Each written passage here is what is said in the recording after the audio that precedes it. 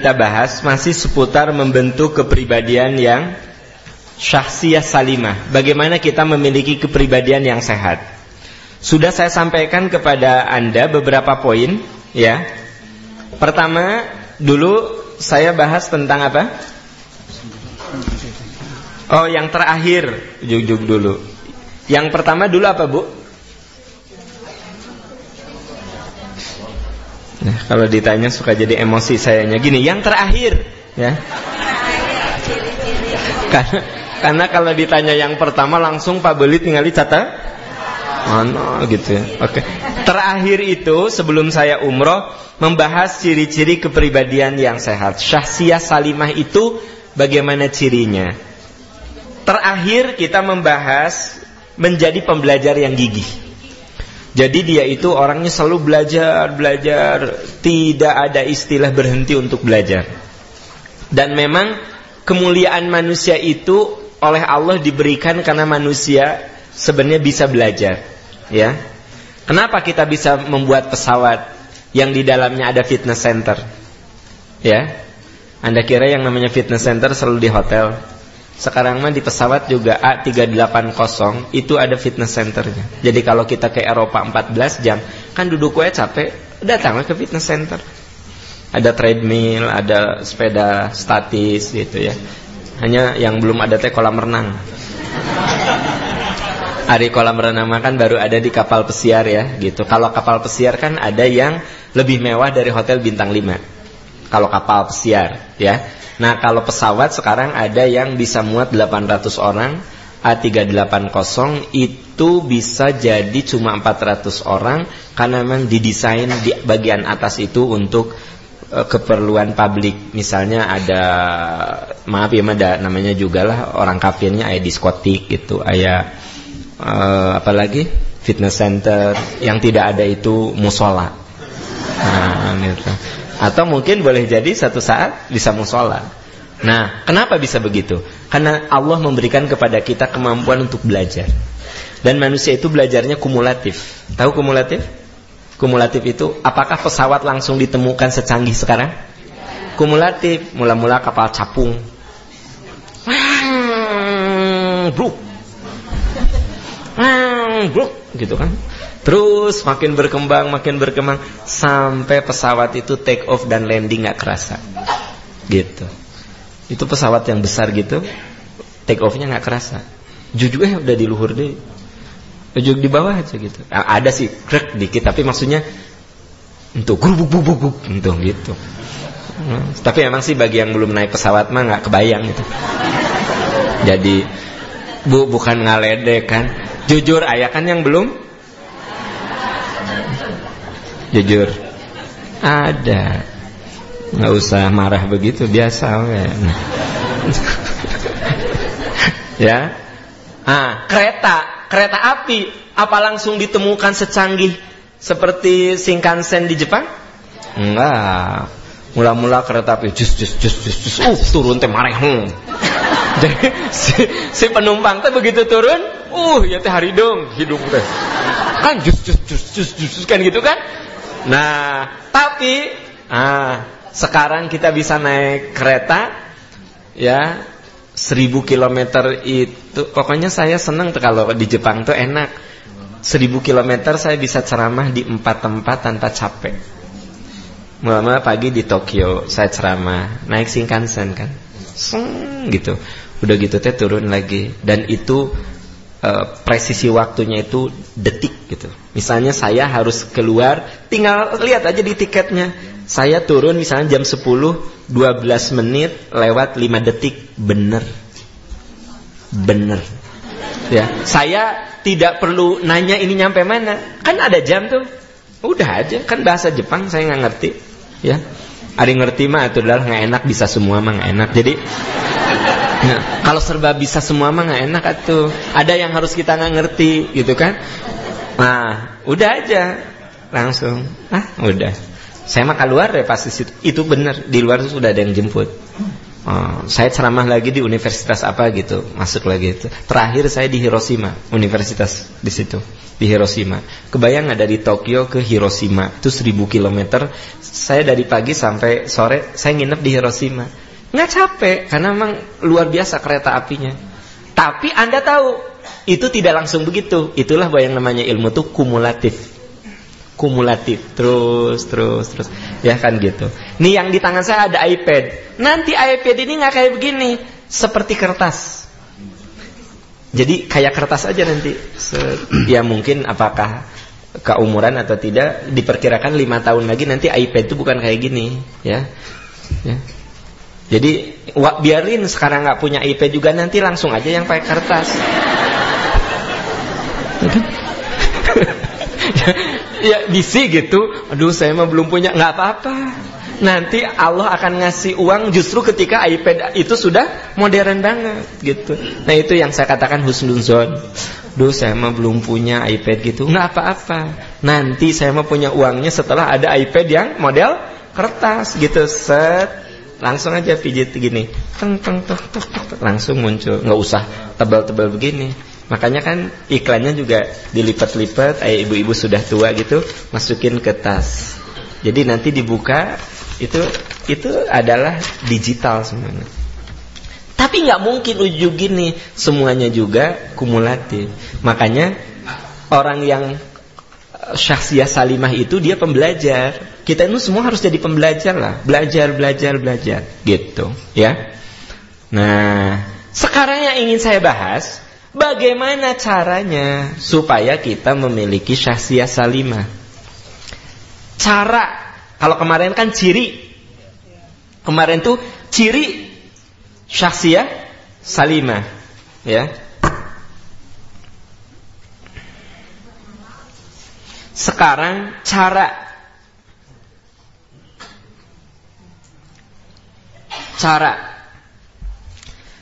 Oke. Iya cara memiliki syakhsiyah salimah. Cara apa? Sayang Gusti Nu Agung, kita teh lagi bicara kan syakhsiyah salimah. Saya bilang cara apa?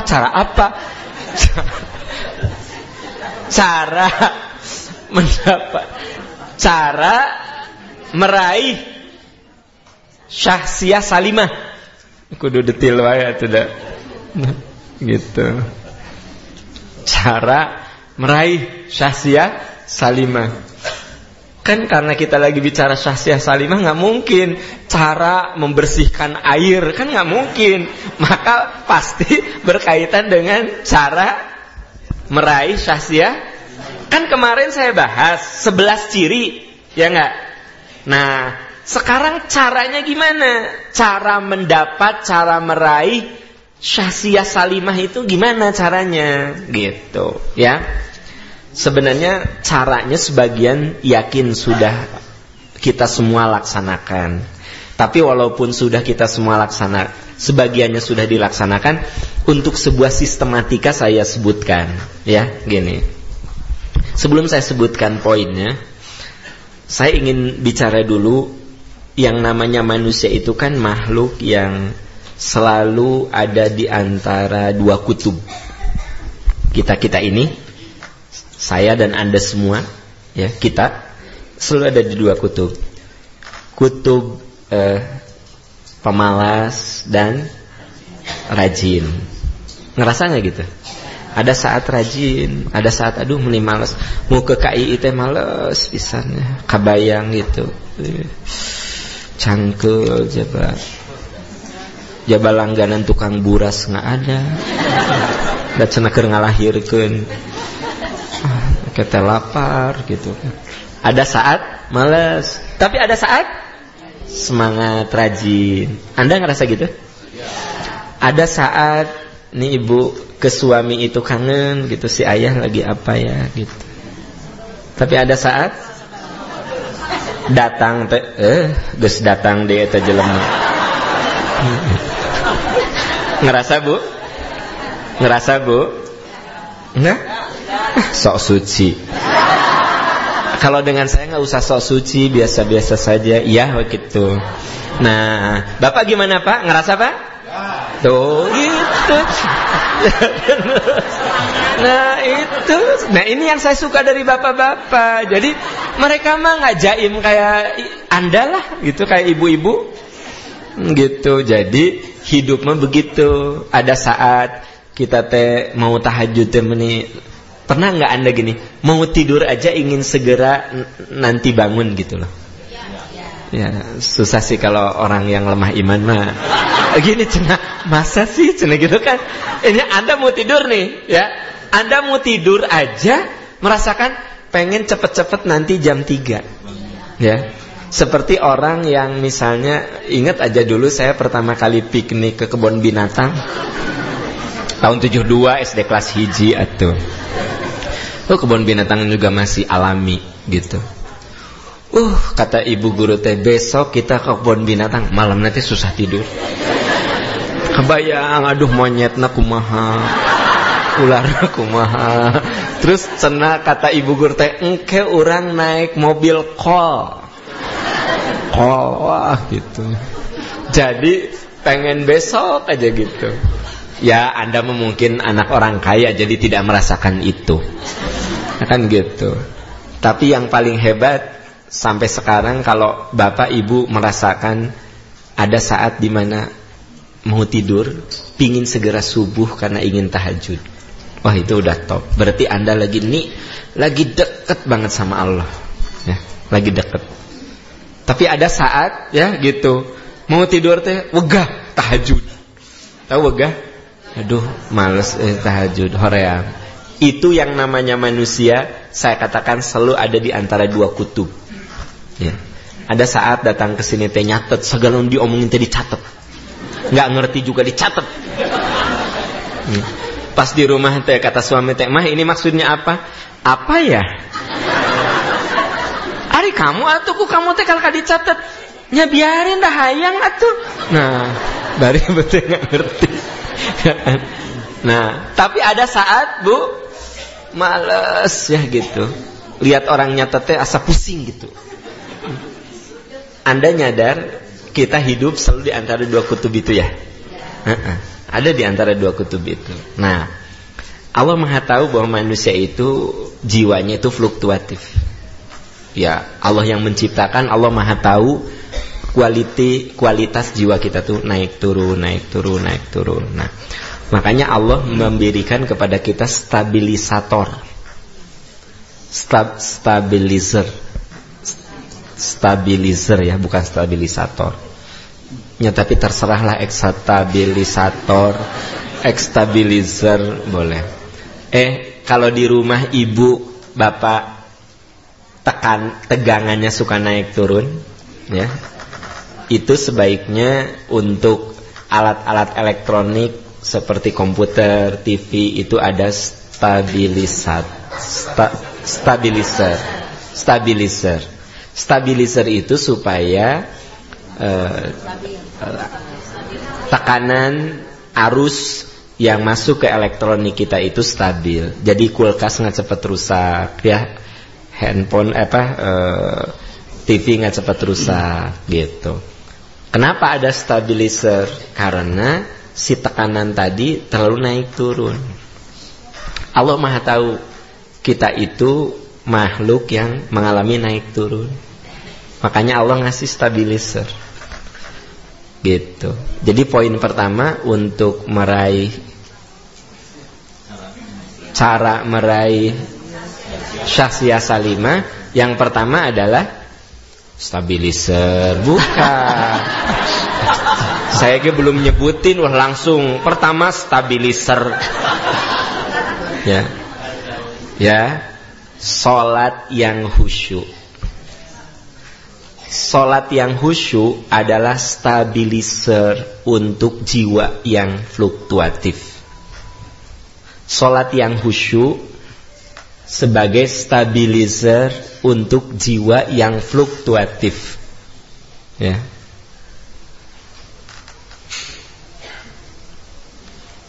Oke. Saya ulangi sekali lagi. Bahwa kita sadari jiwa kita itu selalu di antara dua kutub yang berseberangan, dua kutubnya itu. Sudah begitu, kita kadang-kadang ada di seberang positif, ada di seberang negatif. Ada saat kita dermawan, ada saat kita pelit.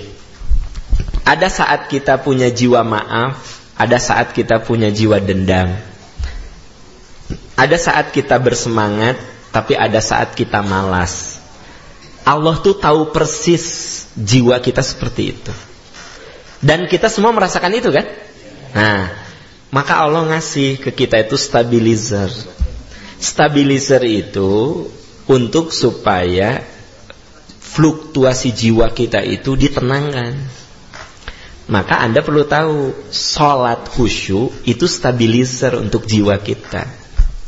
Makanya kalau sholat kita itu khusyuk, maka peluang kepribadian kita itu lurus, kepribadian kita itu positif, itu lebih besar.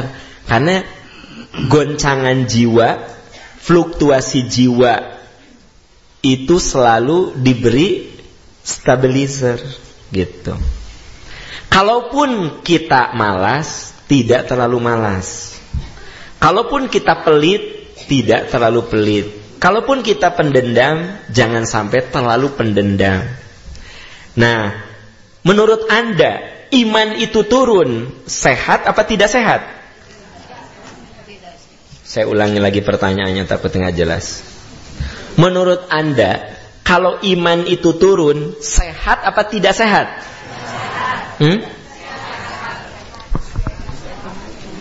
Nih, para ahli berselisih paham.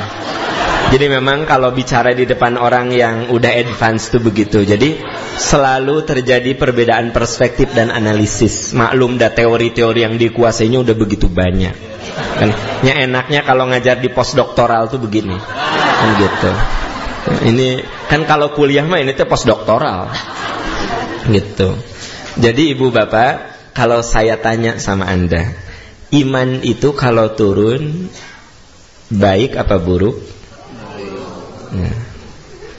Ya, ada yang bilang buruk, ada yang bilang baik ya. Kalau saya ada yang bertanya begitu, saya akan nanya lagi. Kalau saya tanya, iman kita itu turun baik atau buruk? Ya harus jelas turunnya kenapa. Kalau turun itu untuk naik, itu turunnya iman bagus. Turun 2 naik 7. Turun 3 naik 8. Berarti turun di situ belum tentu buruk. Turun untuk naik itu gejala baik. Ya. Yang bahaya itu turun untuk turun. Apa itu turun untuk turun? Ya. Naik 3 turun 8. Ya, naik 4 turun 12. Ya. Nah, jadi sebenarnya kenapa Nabi mengatakan al-imanu yazidu wa yanqusu, iman itu naik turun? Karena salah satu bentuk iman yang sehat, dia itu mengalami fluktuasi, tapi fluktuasinya bersifat progresif, bukan bersifat degradatif. Makhluk macam apa itu? Saya ulangi karena ada beberapa yang hulang-hulang. Saya tadi bicara apa Kang Dia? Tolong ulangi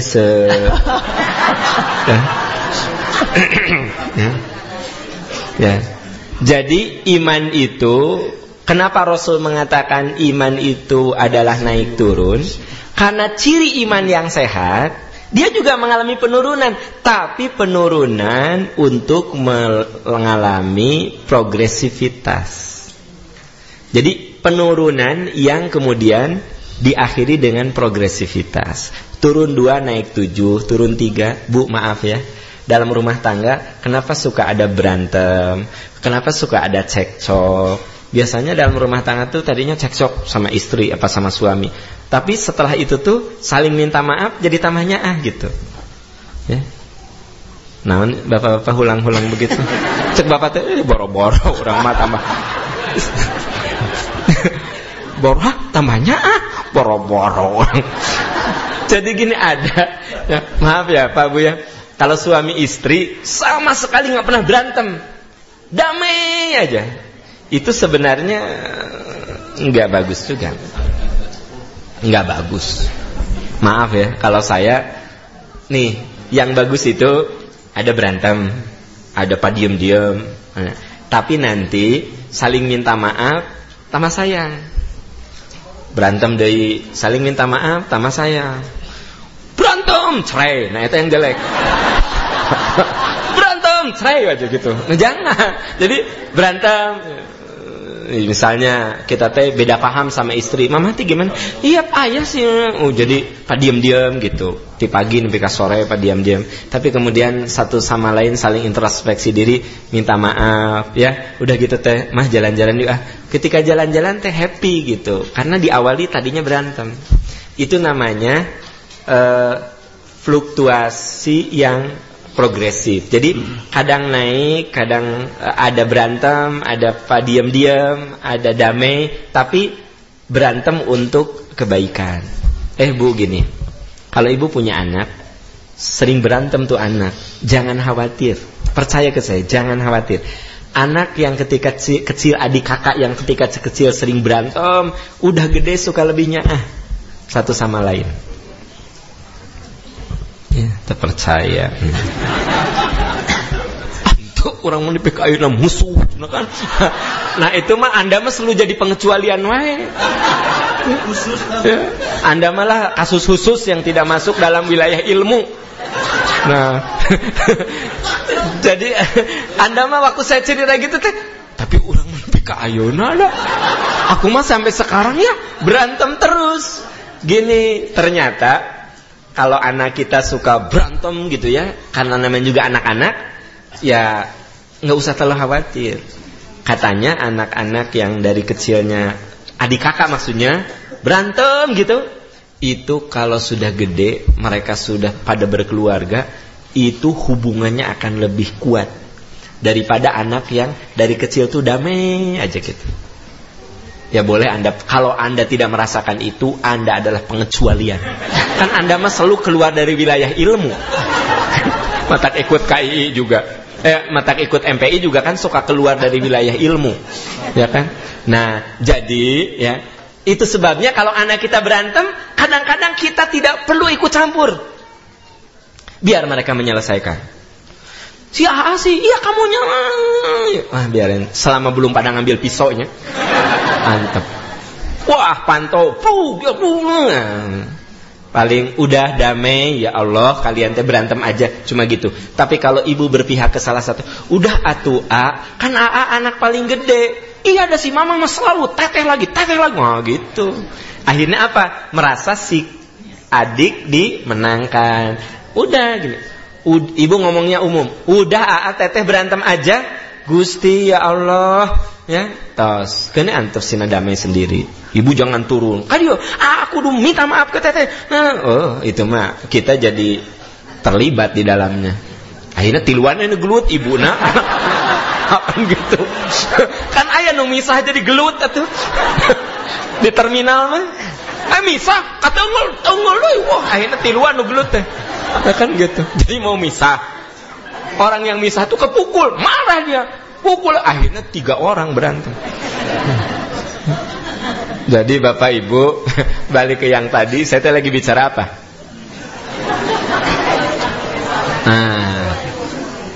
Saya ingin melihat sholat dari perspektif lain maksudnya. Kalau saya hanya bicara sholat itu seperti yang sering dibahas, itu tidak ada yang aneh. Saya ingin melihat sholat itu sebagai stabilizer untuk jiwa kita yang fluktuatif, gitu. Itu kan Anda baru dengar ini mah, bener nggak?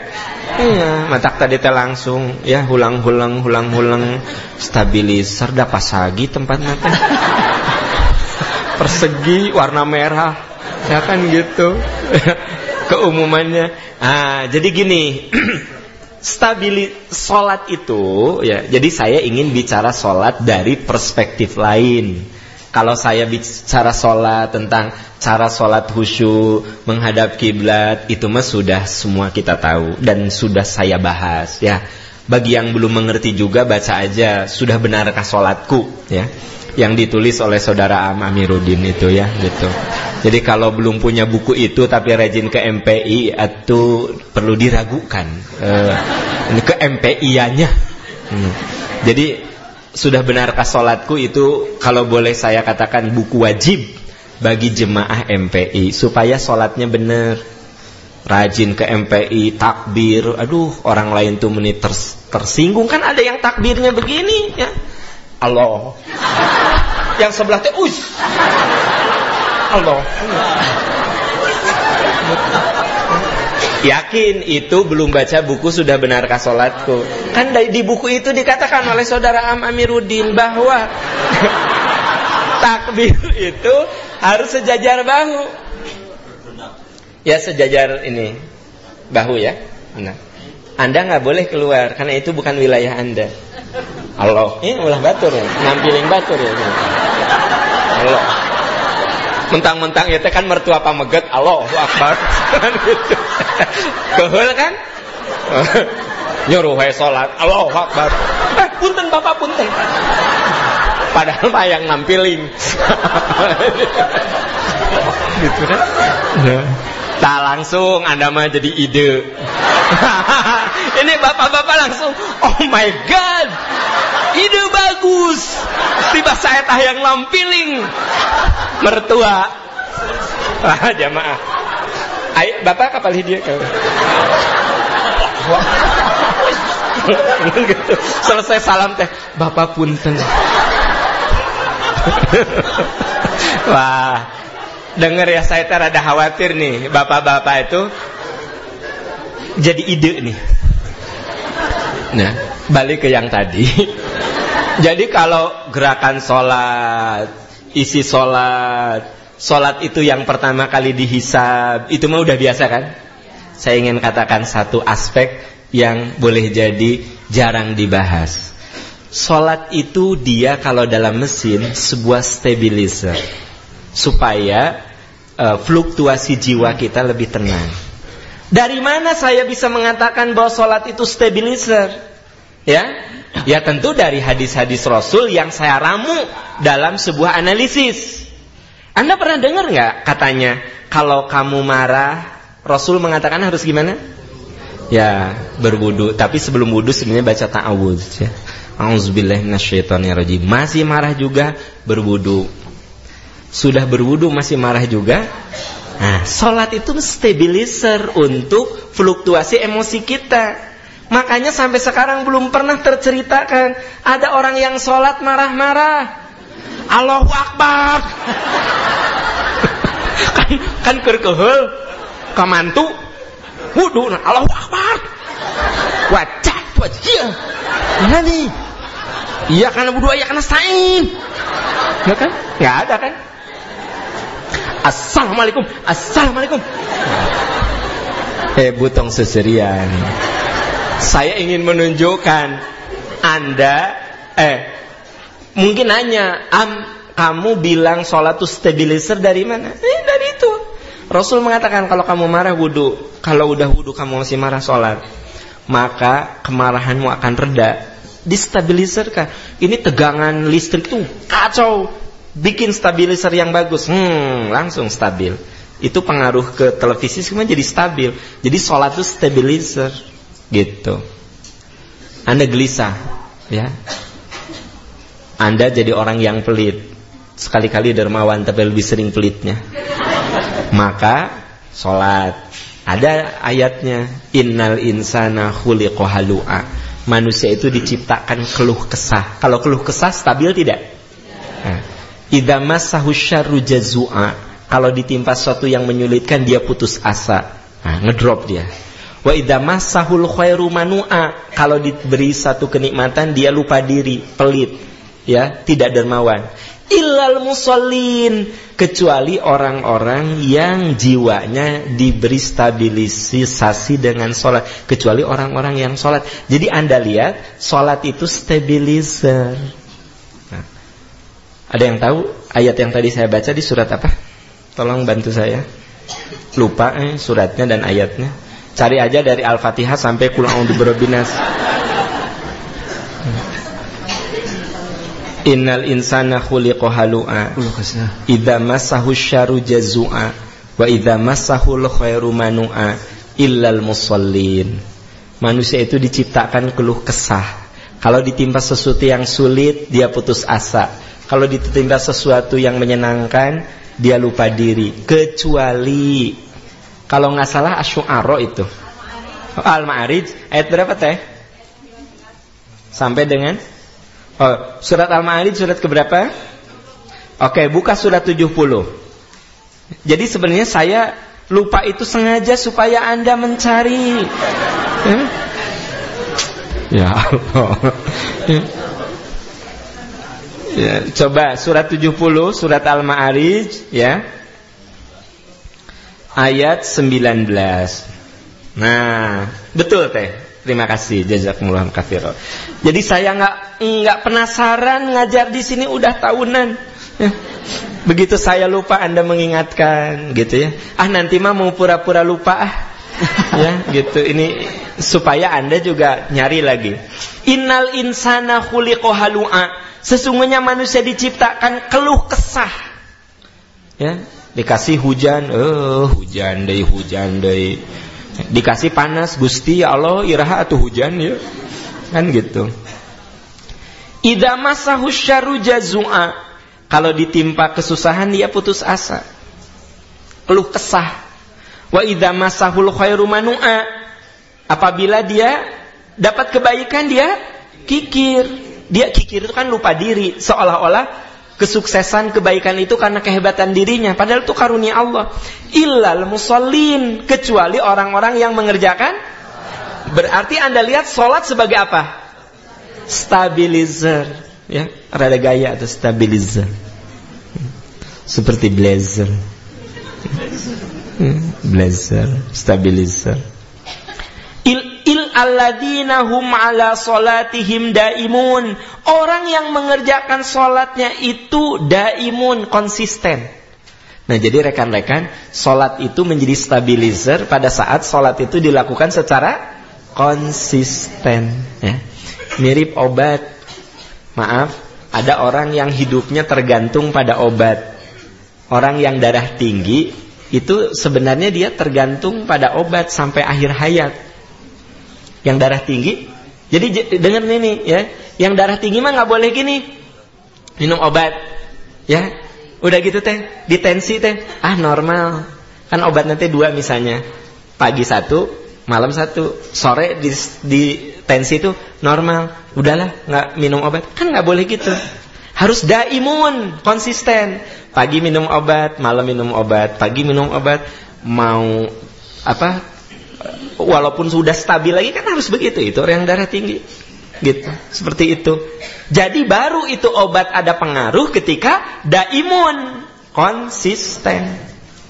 Olahraga itu berpengaruh pada diri kita kalau daimun, konsisten, ya. Seminggu 3 kali, 1 kali olahraga 1 jam atau 1 jam setengah, konsisten. Itu yang akan ada pengaruhnya pada tubuh kita, ya. 3 tahun tidak olahraga seharian, maut. Langsung maut. Bayangin 3 tahun tidak olahraga, tiba-tiba dia olahraga langsung seharian, maut. Nggak akan kuat maut teh.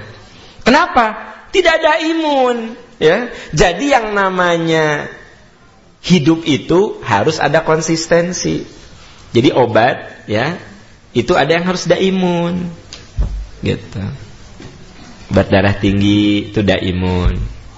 Apa lagi Bu?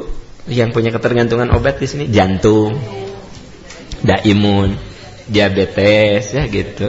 Ya Allah, seueur pisan berpenyakit jadi. Jadi darah tinggi, diabetes, apa lagi? TBC, itu lami TBC mah ya gitu. Jantung. Maksud saya apa? Obat saja butuh daimun. Apa daimun teh? Makanya kalau suami ibu namanya daim, itu kan konsisten.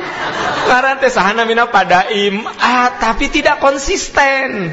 Jadi daimun itu orang yang jadi rekan-rekan, kapan sholat itu jadi stabilizer? Kalau dilakukan secara daimun, tetap konsisten, konstan gitu. Ternyata firman Allah mah gampang dicerna. Apapun kalau konsisten mah ada ngaruh. Oke, saya ingin tanya, Ya, Anda pernah lihat batu besar, kuat? Nah, yang pernah saya ceritakan. Kenapa itu batu bisa ada cekungan, bisa ada bekas? Itu karena ada tetesan air yang terus menerus, ya.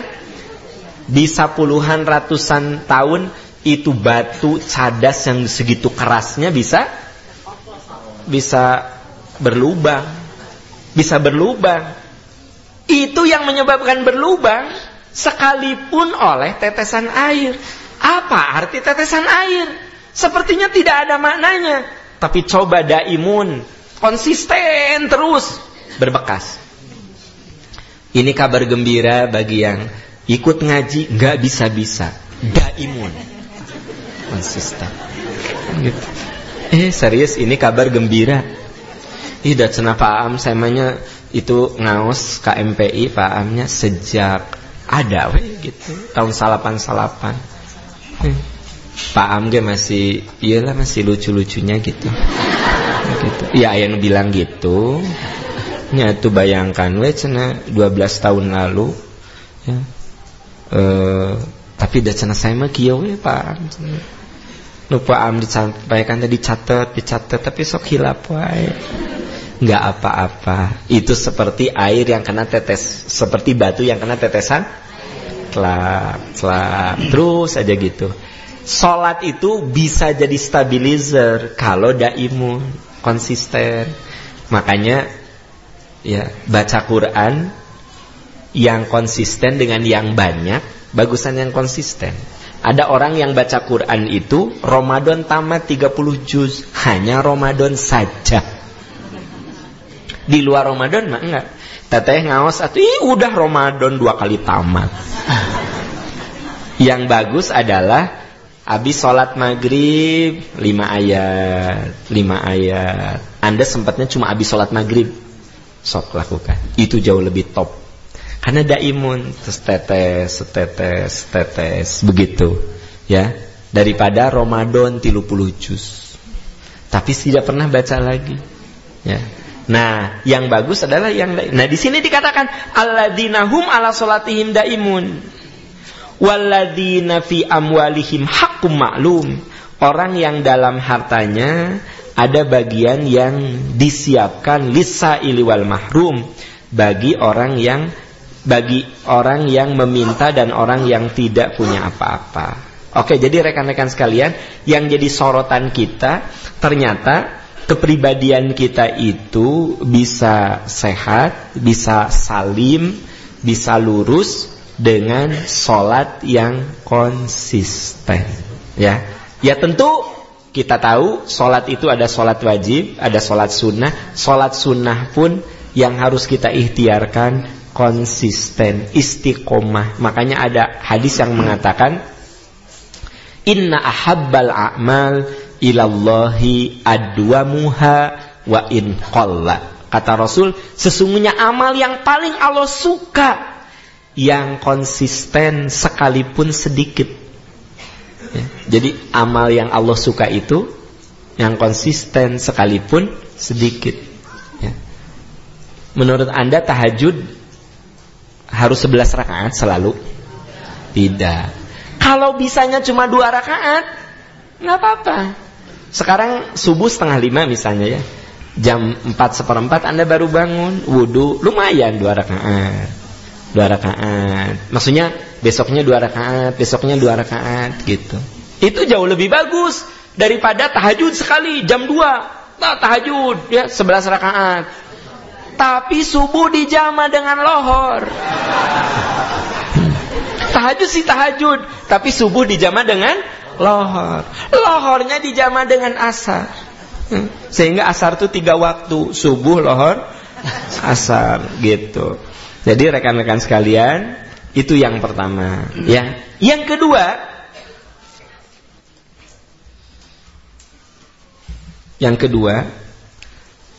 jiwa kepribadian salimah itu caranya adalah diasah dengan jiwa kedermawanan. Diasah dengan jiwa kedermawanan. Nah, jadi gini rekan-rekan sekalian.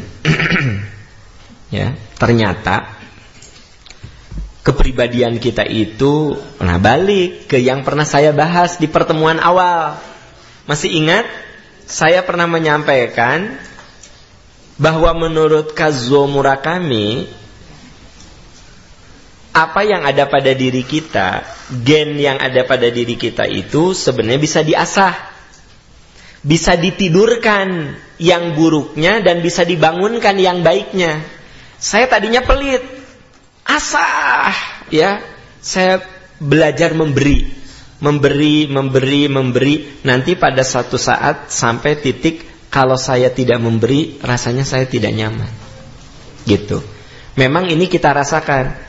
Kalau kita ini sudah membiasakan diri sholat rawatib, sekali aja nggak rawatib, enak nggak?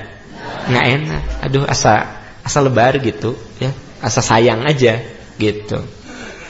Kalau tiap hari Ahad, walaupun saya lagi umroh, itu tuh suka inget, ini tuh waktunya MPI. Kebayang itu udah dari tahun 99, sekarang 2011, ya. Saya udah 13 tahun ya. MPI ini udah 13 tahun. Dari mulai cuma 300 orang, masjid ini juga nggak penuh, ya. Wajah-wajah lama cuma tinggal beberapa orang lagi. Ibu dari awal ya? Dari awal ya? Dengan almarhum. Jadi terus yang dari awal tuh yang udah meninggal Bu Pupung, Bu Kamto, Bu Noto, ya. Subhanallah. Itu almarhum semua. Ya Bu ya? Ya Bu Pupung, Bu Noto, Sunoto ya, Bu Kamto, gitu. Ini selalu di sebelah saya, gitu. Sudah pada almarhum sekarang ini. Kebayang nggak saya dibiasakan tiap hari Ahad gitu. Itu kalau di Mekah, udah jadi gini. Oh ini teh hari Ahad gitu. Mau ke MPI, tapi keluar tuh Masjidil Haram. Mulai pelecehan. Jadi, tapi saya tanpa diprogram di handphone saya di mana, itu saya ingat ini MPI gitu loh. Sekarang gini, kalau saya dari rumah ke MPI itu kan sekitar 7:30, ya. Mundur 4 jam, jam berapa? 3:30. 3:30 kan? Iya. Itu tuh kalau hari Ahad, ya. 3:30 saya udah, mood saya itu udah mau ke MPI, gitu. Padahal di sana mah 3:30, gitu. Jadi karena saya ke MPI ini udah belasan tahun, bahkan beberapa sudah almarhum, ya, yang ikut ke MPI ini, sehingga itu sudah inherent pada tubuh saya, gitu. Jadi gennya sudah, gen MPI terus masuk gitu, melekat, gitu. Dan ada satu perasaan tidak enak. Jadi gini, tidak enak tuh misalnya, aduh ini teh waktunya MPI gitu. Ada sudah terini. Nah jadi rekan-rekan sekalian, apapun itu bisa begitu. Alhamdulillah MPI itu baik. Gimana kalau buruk? Kalau keburukan gitu. Makanya ada orang yang kalau sudah biasa clubbing, tahu Bu clubbing? Clubbing. Jadi clubbing teh Bu kadiskotik. Clubbing. Tong yang serikan gitu atau ada. Saya mah nanya ke ibu yang usia 82 tahun. Saya tanya, ibu tahu clubbing? Nggak tahu. Jadi clubbing itu Bu, ibu suka nonton di TV yang lampu kikituan Bu. Nah ya, terus aya nu kikituan Bu, aya nu nah itu kan kayak clubbing. Clubbing teh gitu. Kikituan loh Bu, nu jiga lieur gitu. Nah, ibu mah entong lah entong. Entong. Saya aja udah insaf sama ibu. Nah. Ya. Itu orang kalau udah biasa clubbing, begitu misalnya dia biasa clubbingnya itu malam minggu, itu jam 8 tuh sudah nagih dia pengen pergi, ya. Di sini juga ada beberapa alumni alumni clubbing ya kan, alumni ke diskotik di sini ada, tapi sekarang mah sudah insaf. Nah, jangan jauh-jauh nusib sebelah saya wae atuh. Kan atuh di diskotik teh kieu we jam 11 teh. Neng gitu jabrik jaba. Rambutnya teh gini, tapi sekarang mah sudah jam 11 teh sudah Allah. Jadi rekan-rekan sekalian, nah ini makanya saya katakan mengasah jiwa kedermawanan. Dan saya ingin tegaskan, dermawan tidak selamanya identik dengan materi. Kedermawanan tuh dengan sikap ya, dengan berbagi ilmu, berbagi tempat ya. Anda masih ada tempat sini gitulah ya mah. Aya nu asup kieu tah. Lain babaturan gitu. Gitu. Diangkot ya kan gitu. Enggak usah suruh digeser. Langsung ya, "Mangga teh gitu." Ulah ieu mah. Antep we. Kieu. Wah, hareureun kieu. Gitu. Dia suruh ke sana ya kan gitu. Sugana nepi ka soreang kosong. Kan gitu ibu ini. Buat yang seserian atuh Bu nih. Katanya ingin kepribadian positif. Asah jiwa dengan kedermawanan. Bu, ibu pernah kesal sama suami? Gusti gitu. Ya Rob, ampuni mereka dan berikan mereka kesabaran dan ketabahan. Ibu pernah kesal sama suami? Sering. Nah, Bu, asah dengan jiwa kedermawanan ibu. Ibu teh kesel sama suami, tapi ibu berusaha untuk meredam kemarahan ibu, kekesalan ibu. Ibu berusaha untuk ramah ke suami. Ayah mau makan siang pakai apa? Lotek apa rujak? Begitu bikin lotek teh langsung ladana teh 20 so. Gitu. Sampai suami teh, "Oh, ayah pedes padahal mung 2." Puluhna dalam hati. Padahal cengeknya cuma 2. Dalam hati 10. Ayah, padahal cengeknya cuma 2. Ya. Tapi dalam hati 20.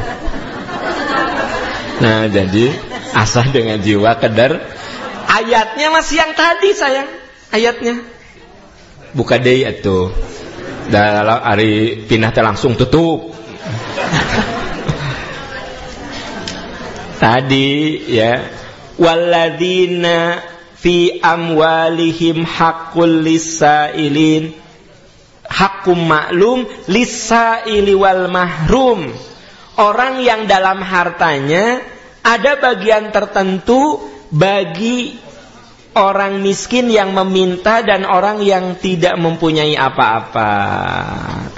Bu, Pak, orang yang miskin di sini Anda tidak selamanya mengartikan miskin itu tidak punya materi.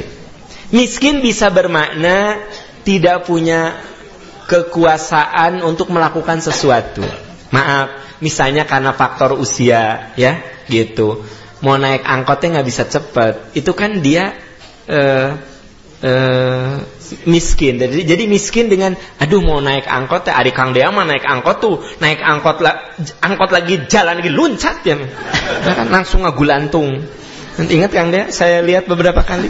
Nah, gitu. Ya kan? Jadi angkot jalan langsung loncat, gitu kan? Karena Kang Dea bukan orang miskin dari segi fisik. Tapi ada orang yang miskin dari segi fisik. Mau naik tangga itu juga sampai selangkah. Nah, ku kita teh dibantuan. Ayo Bu pegang ke saya.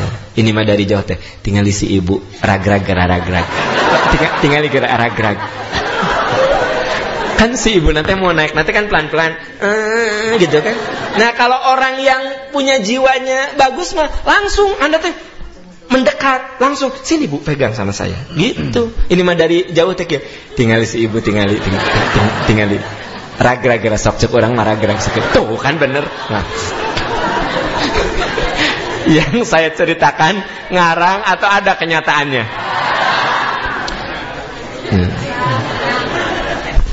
Ada orang yang sudah sepuh mau nyebrang, ya, takut kan gitu. Anda orang muda nih. Berarti yang udah sepuh tuh kan miskin. itu teh miskin. Padahal boleh jadi duitnya lebih banyak daripada Anda. Eta dina tasna teh puluhan ribu dolar. Kan Anda makan 10.000 gemeni, para rotong, sarwe, kan gitu. Ya kan? Tapi masalahnya dia miskin tenang. Mau nyebrang teh mundur deh. Nah, Anda nih, ya, langsung. Ibu mau nyebrang sini sama saya, gitu. Itu berarti Anda meringankan orang miskin. Jadi miskin itu tidak selamanya hanya materi, miskin tenaga, miskin ilmu, ya. Mbak, saya teh mau ke ujung Berung, kemana ya jalurnya? Oh, ini aja terus lurus ke Ledeng ya, terus nanti terus aja naik ke atas. Nah di situ ujung Berung. Ternyata di Lembang teh ada gang ujung Berung. Kan dia teh orang Lembang. Di pikiran dia ujung Berung teh di aya di Lembang. Makanya, Mbak, saya mau ke ujung. Oh, ujung. Saya juga orang sana. Gini ya, nih di Parapatan itu lurus terus ya. Nanti ada Banana Inn lewat terus. Nanti ada UPI terus saja. Nanti ada Pasar Lembang. Taruh sedidinya ujung Berung. Nah, berdosakah orang itu? Ya tidak atuh. Ini langsung dos. Kan saya bilang tadi latar belakangnya di Lembang teh ada gang namanya Gang Ujung Berung. Dia teh orang situ, makanya dia pede. Oh, abdi ge di ditu. Sok las gitu. Makanya kalau ada orang nanya klarifikasi, maksud ibu ujung Berung apa? Gang apa daerah ujung Berung? Mohon ujung Berung no aya Masjid Agung Ujung Berung. Oh, tadi nanya gitu terus si Pasar Lembang. Atau ibu nyarios ti tadi. Ibu berarti balik lagi ke bawah. Terus aja ke bawah. Nanti Cihamplas terus. Kita tarusin di didinya. Nah, kan gitu. Oke, jadi balik ke pembahasan utama. Kalau kita ingin memiliki jiwa yang bersih, yang salimah, kita harus mengasah jiwa kita dengan kedermawanan. Ini bisa bermakna materi, bisa itu, tapi juga bisa bermakna tenaga, bisa bermakna maaf. Saya harus punya jiwa kedermawanan, permaafan. Kan Bapak Ibu tuh seringkali mengesalkan jiwa saya. Iya mah baru curhat weh. Anda tuh mengesalkan sekali. Tapi saya maafkan. Ya, gitu. Atuh Bu canda saya mah langsung kirim nih, langsung sedih. Ya Allah, jadi sementara ini aku mengecewakan dia. Enggak, ini mah misal. Ya, Anda tuh mengecewakan saya, tapi sudah saya maafkan. Itu saya sedang membagi kedermawanan maaf saya gitu loh. Ibu kesal sama suami, tapi ibu memaafkan. Udahlah, nggak apa-apa. Kasihan dah, suami saya udah tua gitu ya. Beda lagi 12 tahun ya. Kemungkinan meninggal lebih dulu itu lebih besar gitu. Nah, jadi ibu teh lebih dermawan memberikan permaafan. Jadi ibu bapak sahabat-sahabat sekalian, supaya kita memiliki syahsiah salimah, mari asah jiwa kedermawanan kita. Ya, kedermawanan. Itu saya jawab di Radio OS tuh kalau kurang-kurangnya dermawan. Kabayang tuh saya ngisi di Radio OS itu sudah 20 tahun. Yang ditanyakan akekah deui, akekah deui, akekah deui. Ongkek itu denger akekah. Paham. Akekah teh gimana? Nah, kan kita harus punya jiwa kedermawanan. Mungkin saya sudah membahas akekah itu 20 tahun, tapi bagi orang itu mah akekah teh baru denger istilah akekah. Paham yang benar teh akikoh apa akekah? Akikoh apa? Kan gitu. Ibu dua-duanya benar. Kalau akikoh bahasa Arab, kalau akekah bahasa Garut, kalau akikah bahasa Cianjur. Gitu. Dah. Jadi saya harus membagi gitu.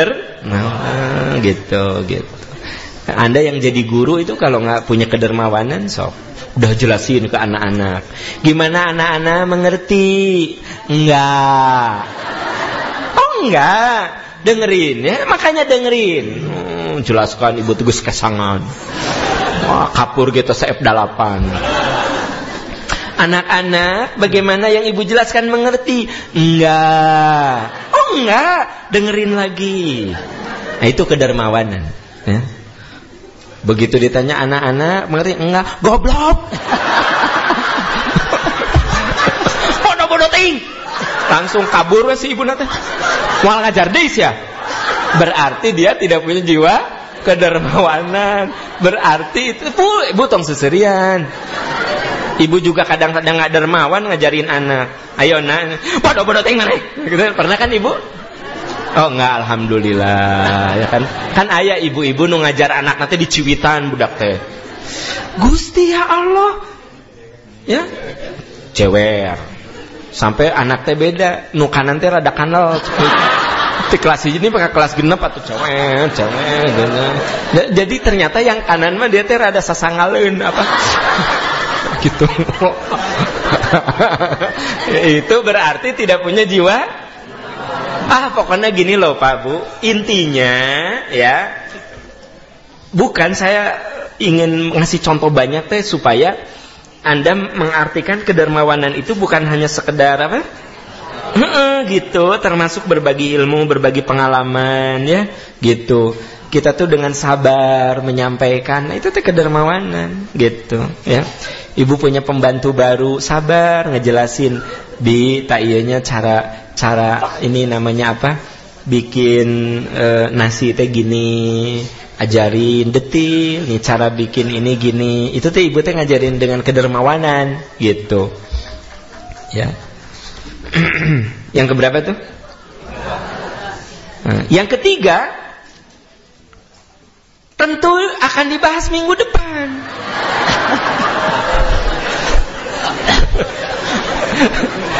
Insya Allah akan dibahas minggu depan. Ya, demikian ibu bapak, kita akhiri dengan doa kafaratul majlis. Subhanaka Allahumma wa bihamdika asyhadu an la ilaha illa anta astaghfiruka wa atubu ilaik. Walhamdulillahirabbil alamin.